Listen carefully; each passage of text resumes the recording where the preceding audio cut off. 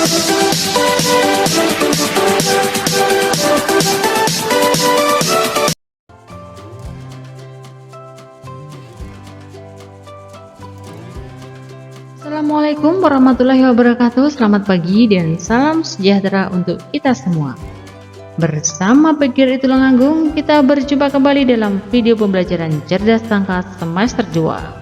Pada pertemuan kali ini kita akan membahas tema 8 subtema 3 pembelajaran yang keempat untuk kelas 4 sekolah dasar. Sebelumnya, yuk kita berdoa sesuai dengan ajaran agama dan keyakinan kita masing-masing supaya mendapatkan ilmu yang bermanfaat. Berdoa dimulai. Selesai. Yuk kita ikuti video berikutnya.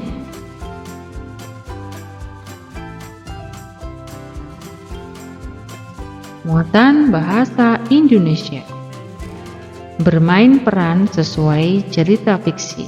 Nah, di sini ada langkah-langkahnya yang harus kalian lakukan dalam bermain peran.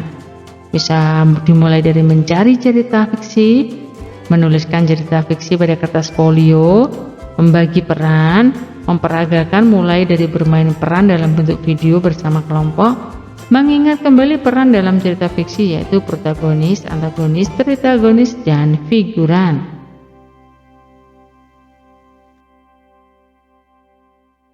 Nah, di sini ada contoh teks ya untuk bermain peran. Nah, ini bisa kalian praktekkan bersama teman kalian ya. Ini ada Raja Daha, ada Kirana, ada Ajeng. Nah, kalian bisa membagi bersama teman kalian siapa yang menjadi Raja Daha, siapa yang menjadi Kirana, siapa yang menjadi Ajeng, dihafalkan di sini. Nah, percakapannya dihafalkan, teks-teksnya dihafalkan. Nah, kalau sudah hafal, barulah kalian mempraktekkan dialognya.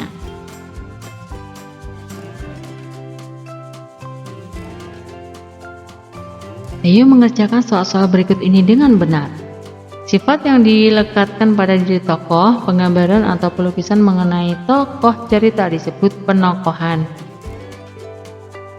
Tokoh yang menampilkan sesuatu sesuai pandangan dan harapan pembaca serta menggambarkan watak yang baik dan positif disebut protagonis. Tokoh yang menimbulkan konflik disebut antagonis. Tokoh yang perannya kurang berarti disebut figuran. Sebutkan 3 langkah yang harus dilakukan dalam bermain peran berdasarkan cerita fiksi. Nah, tadi sudah dibahas ya. Bisa kalian geser slide-nya.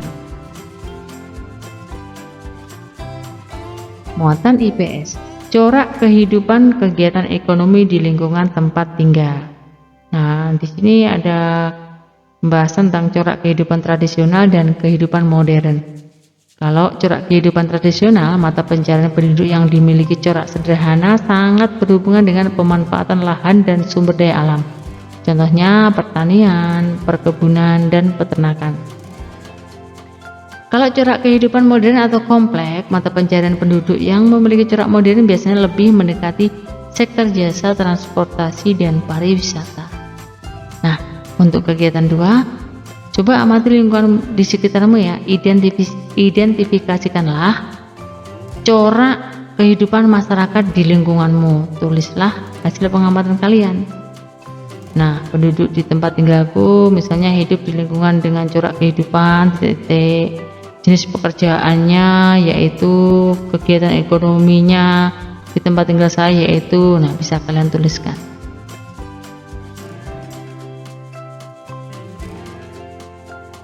Kegiatan ekonomi, pedagang, guru, jurnalis, dosen merupakan corak kehidupan modern. Kegiatan ekonomi penduduk di lingkungan tempat tinggal saya sebagian besar pertanian mata pencahariannya. Tersebut termasuk corak tradisional atau sederhana. Pedagang merupakan mata pencaharian bercorak modern. Untuk memenuhi kehidupannya manusia melakukan kegiatan ekonomi dengan bekerja. Jelaskan yang dimaksud dengan pekerjaan corak kehidupan tradisional. Nah, itu sudah dibahas, sudah kalian geser ya slide-nya.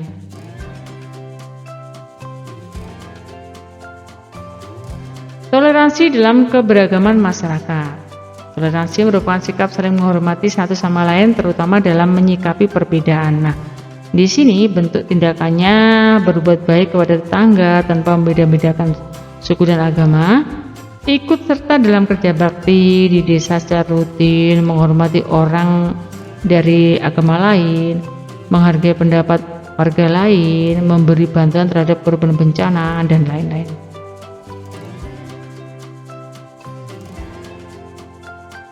Lanjut, tidak mengganggu peribadatan agama lain, menghormati adat istiadat yang berkembang, bersikap sopan, santun, tidak memancing konflik, menjalankan dan mematuhi aturan, dan lain-lain. Lalu di sini ada tugas. Sudahkah kalian memupuk sikap toleransi dalam keragaman dengan masyarakat di lingkungan tempat tinggalmu? Bentuknya apa? Nah, bisa kalian tuliskan tindakan-tindakan yang mencerminkan sikap toleransi dalam keragaman masyarakat di lingkungan tempat tinggalmu.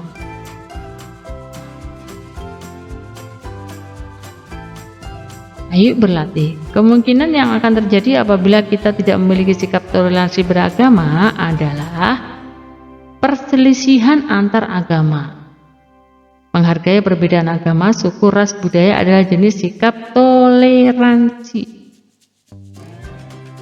Sikap dan perilaku toleransi terhadap keberagaman masyarakat merupakan kunci untuk meningkatkan persatuan dan kesatuan.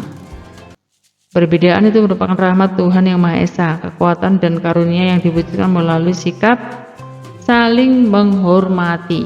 Sebutkan 3 sikap toleransi dalam kehidupan beragama.